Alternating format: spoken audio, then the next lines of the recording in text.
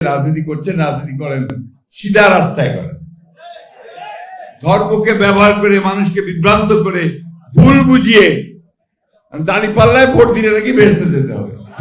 হায় হায়, চিন্তা করেন। তাহলে আর আমার নামাজ পড়া, আল্লাহর কাছে কমপ্লিট সারেন্ডার করা, ইমান আনা, এগুলোর দরকার নাই নাকি? আমাদের এখানে অনেকে আছেন, তারা ভালো বলতে পারবেন। বন্ধুগণ, এরা হচ্ছে এই মুনাফিকি করে, এদের এই মানুষকে ভুল বোঝায়, ভ্রান্তি বোঝায় দিয়ে তারা এই সমস্ত করে বরাবর।